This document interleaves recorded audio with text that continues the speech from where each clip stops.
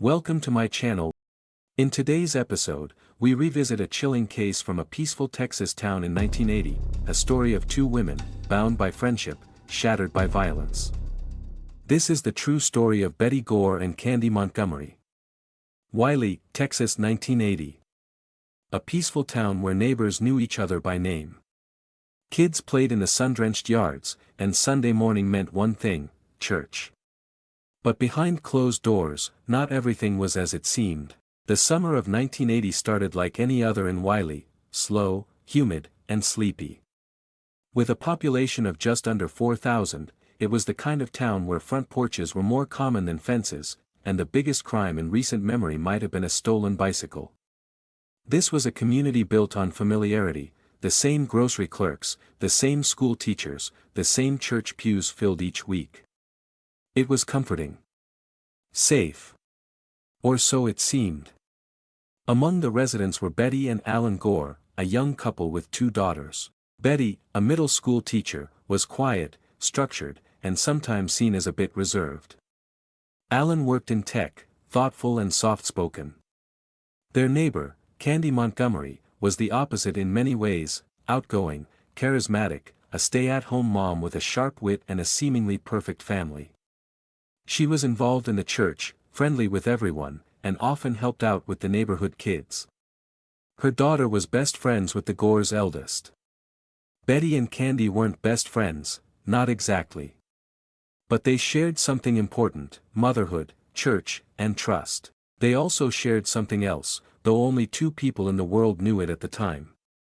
They shared potlucks, choir rehearsals, children's sleepovers. On the surface, Candy Montgomery and Betty Gore were friends. But underneath, tension simmered, invisible to the town, but ready to erupt. At church, the Lucas Methodist congregation was a tight-knit group. Everyone volunteered, especially the women. It was here that Candy Montgomery first noticed Alan Gore, Betty's husband. To most, Alan was quiet, almost shy. But to Candy, he was something else, a mystery. He was calm, gentle, and attentive in a way her own husband, Pat, seemed to have stopped being. Candy was not unhappy, exactly. But she was restless. Her days were filled with laundry, errands, and raising children.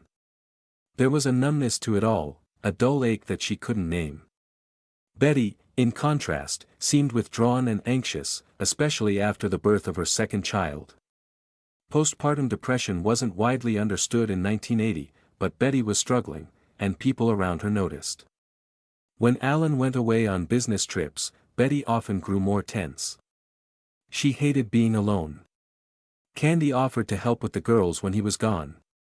It was a gesture of friendship. Or maybe something else. Still, the two women were cordial. Friendly. They chatted at Bible study. They watched their daughters play. They exchanged recipes and stories. They were two women trying to manage life the best way they knew how, with effort, grace, and quiet strength. But behind the laughter and potlucks, something else was growing. A seed of betrayal had been planted. And no one, not even the women themselves, could guess what would come of it. It started with a simple question. Casual. Calculated. A married woman asked a married man if he'd ever thought about having an affair. And the silence that followed said more than words ever could. On a chilly night in the fall of 1978, after choir practice, Candy and Alan found themselves alone in a church hallway. Candy leaned in and asked, "Would you be interested in having an affair?" Alan was stunned. He didn't say yes. But he didn't say no either. From that moment, they began a strange, methodical dance. They didn't want chaos, they wanted control. They set rules: no emotions, no falling in love, meet only during the day. They even used spreadsheets to schedule hotel meetups. It was clinical. Cold. Secret. They met at the Continental Inn in Richardson, about 20 miles from Wylie, during Alan's lunch breaks. To the outside world, nothing changed. Betty had no idea. Pat Montgomery, Candy's husband, remained oblivious.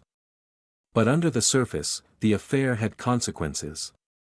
Alan, racked with guilt, began to pull away. He knew Betty was fragile. He wanted to focus on his family. After months of secrecy, he ended things with Candy in late 1979. Candy seemed to take it well. She said she understood. But things weren't quite that simple. The affair had changed her. And the story was far from over. In small towns, secrets are like shadows, they grow longer the harder you try to ignore them. Candy and Alan ended their affair. But secrets have a way of lingering, especially in places meant for truth. After the affair ended, Candy focused on her family, or at least appeared to. She resumed her usual church activities, choir, Bible studies, helping organize potlucks. To the congregation, she was still the same friendly, reliable woman. But inside, something had shifted. Meanwhile, Betty Gore was trying to put her own life back together. She was trying to reconnect with Alan. In early 1980, they began attending marriage counseling. Betty wanted a fresh start. She even planned a couple's church retreat that spring. She was trying. But something was off. She sensed Alan was distant. She didn't know why, but she felt it. Suspicion began to creep in. That suspicion reached a breaking point when Betty confronted Alan about Candy. The exact details of the confrontation remain unclear, but what is known is chilling, Alan confessed. He told Betty about the affair. He told her it was over. Betty was devastated. But she wasn't irrational. She didn't scream or threaten. Instead, she did something very Betty, she processed it quietly. She even allowed their daughter to spend the night at the Montgomery's house, days later. Still, something dark lingered in the air. A sense that things were not as healed as they appeared. And then came Friday, June 13, 1980. A day that would shatter Wylie, Texas forever. It was supposed to be an ordinary day. Candy Montgomery dropped off her kids, picked up supplies, and stopped by a friend's house. But at 10 a.m. she knocked on the door of Betty Gore's home, and only one of them would come out alive. That morning, Candy went to the Gore's house to pick up a swimsuit for Betty's daughter, Elisa, who had spent the night at Candy's house.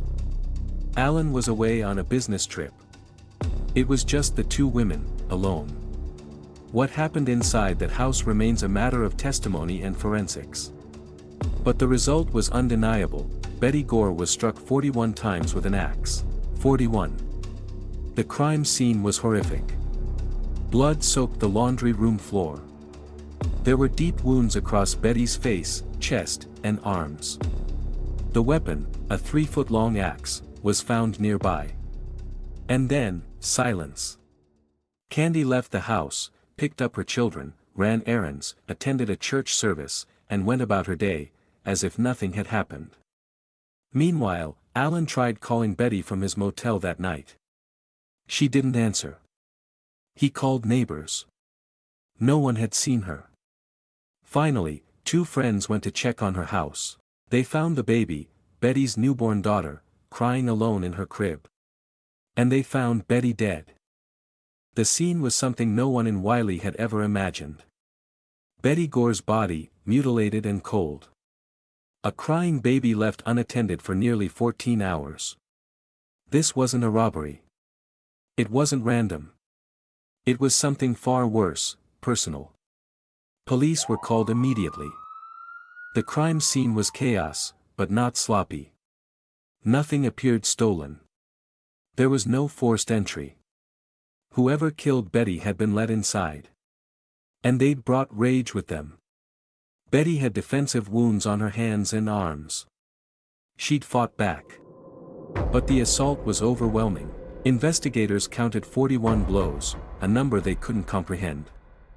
Even seasoned officers described the scene as one of the most brutal they'd ever witnessed. The question was, who would do this?